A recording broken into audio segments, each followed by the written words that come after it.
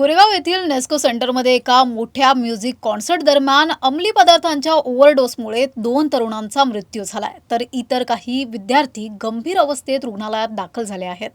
कॉन्सर्टमध्ये ड्रग्सच्या वापरावरून मोठ्या प्रमाणावर चर्चेचा विषय निर्माण झाला आहे. या घटनेने मुंबईतील हाय प्रोफाईल पार्ट्यांमधील ड्रग्सच्या वाढत्या वापराबद्दल गंभीर प्रश्न उपस्थित केले आहेत. पोलिसांनी त्वरित कारवाई करत 11 जणांना अटक केली आहे आणि तपास सुरू आहे. नमस्कार, मी आरती आणि आपण पाहत आहात आवाज इंडिया मराठी, शोध सत्याचा. चला तर मग आता पाहूयात आमचा special report. High profile drugs पार्टीने मुंबईला हादरवले.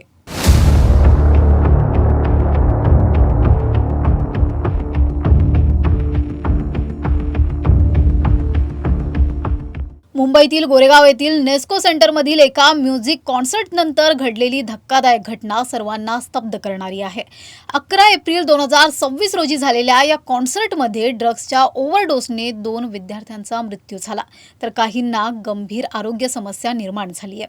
या घटनेनंतर पोलिसांनी तातडीने कारवाई करत 11 जणांना अटक केली आहे. कॉन्सर्टसाठी 2000 रुपये प्रवेश शुल्क आकारले गेले होते आणि या कार्यक्रमात 2000हून अधिक लोक सहभागी झाले होते. त्यात काही विद्यार्थी आणि तरुणांचा मोठा गट होता, परंतु कार्यक्रमाच्या धुंद वातावरणात एक्ससी आणि MDM सारख्या घातक ड्रग्सचा वापर सुरू झाला आणि त्याचा परिणाम भयंकर झाला. ड्रग्सच्या ओव्हरडोसमुळे 2 विद्यार्थ्यांचा मृत्यू झाला, तर एक विद्यार्थी ICU मध्ये उपचार घेत आहे. या कार्यक्रमाला एका मॅनेजमेंट इन्स्टिट्यूटच्या विद्यार्थ्यांचा एक गट सहभागी झाला होता. हे सर्व MBAचे विद्यार्थी होते.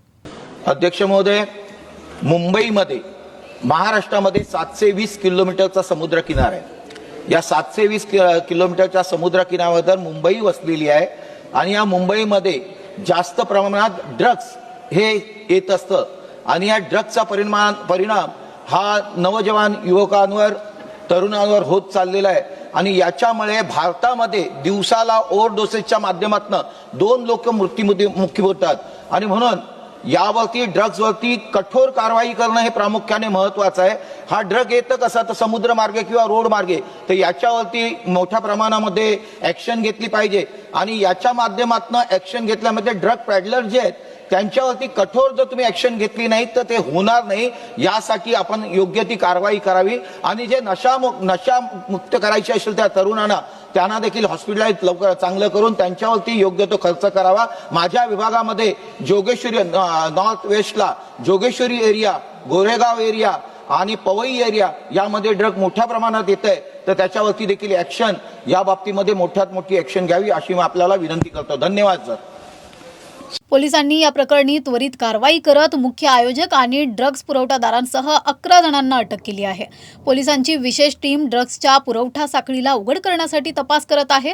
या प्रकरणात पोलिसांनी 20 ते 25 वयोगटातील विद्यार्थ्यांची चौकशी केली आहे. पोलिसांनी तपासात स्पष्ट केलंय की ड्रग्सचा पुरवठा कल्याणमधून करण्यात आला होता. आयोजक आणि सुरक्षा व्यवस्थापनावर गंभीर आरोप होत आहेत की त्यांनी सुरक्षेचे उल्लंघन करून मद्यविक्रीच्या परवान्याबरोबर ड्रग्सला परवानगी दिली. कार्यक्रमाच्या धुंद वातावरणात ड्रग्सचा वापर पसरला आणि अनेक युवक त्याच्या जाळ्यात अडकले. मिळालेल्या माहितीनुसार कार्यक्रमासाठी मद्यसेवनाची अधिकृत परवानगी देण्यात आली होती आणि आयोजकांकडे रात्री 1:30 वाजेपर्यंत मद्यविक्रीचा परवाना होता. या प्रकरणात प्रसिद्ध सोशल मीडिया इन्फ्लुएन्सर ऑरीचा व्हिडिओ देखील समोर आला आहे, ज्यात तो कॉन्सर्टमध्ये सहभागी असताना दिसतोय. त्याच्या व्हिडिओने त्याला पार्टीतील एक भाग म्हणून दर्शवलंय, परंतु त्याच्या सहभागावर प्रश्नचिन्ह उपस्थित केले जात आहेत. तर तुम्ही सगळेजण इकडे पत्रकार माझ्या समोर आहात.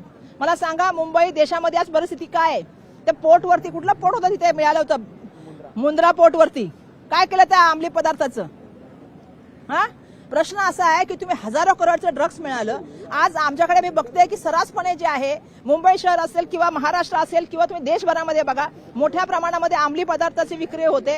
तुम्ही रेव पार्ट्यांना परमिशन कशी देता? आणि मला कळत नाही, स्थानिक पोलीस स्टेशनला माहिती नाही अंमली पदार्थ कोण विकतं. तुम्ही हॉकर्सवर कारवाई करायला पुढे असता, पण तुम्ही ड्रग्सवाल्यांवरती कारवाई करायला पुढे नसता. ही कसली परिस्थिती आहे? मला असं वाटतं याची तातडीने एक इन्क्वायरी झाली पाहिजे. मुंबईचे कमिशनर यांनी याची इन्क्वायरी देऊन महाराष्ट्राला आणि मुंबईला सांगितलं पाहिजे की काय नक्की तिथे घडलं आणि हे जर पोलिसांच्या डोळ्यासमोर हे होत असेल ते अतिशय चिंताजनक आहे. याचा मी जाहीर निषेध करते आणि तातडीने मंत्रालयाने याच्यावर ॲक्शन घेतली पाहिजे. या घटनेनंतर मुंबई पोलिसांनी लाईव्ह म्युझिक कॉन्सर्टसाठी नवीन सुरक्षा मार्गदर्शक तत्वे जारी केली आहेत. या तत्वांच्या अंतर्गत 2000 किंवा त्यापेक्षा जास्त लोकांच्या उपस्थितीच्या स्थितीत 3 विशेष पथकांची तैनाती केली जाईल. यामध्ये anti drugs, anti eve teasing आणि अँटी थेफ्ट पथकांचा समावेश असेल. या घटनेनंतर स्थानिक नागरिकांमध्ये संताप व्यक्त झाला आहे. पार्किंग परिसरात नशेत गोंधळ घालणाऱ्या तरुणांचा व्हिडिओ सोशल मीडियावर व्हायरल झाला आहे. नागरिकांचा आरोप आहे की आयोजक आणि सुरक्षेच्या बाबतीत पोलिसांनी दुर्लक्ष केलं. दिनांक 11/4 रोजी शनिवारी नेस्को हॉल क्रमांक 5 येथे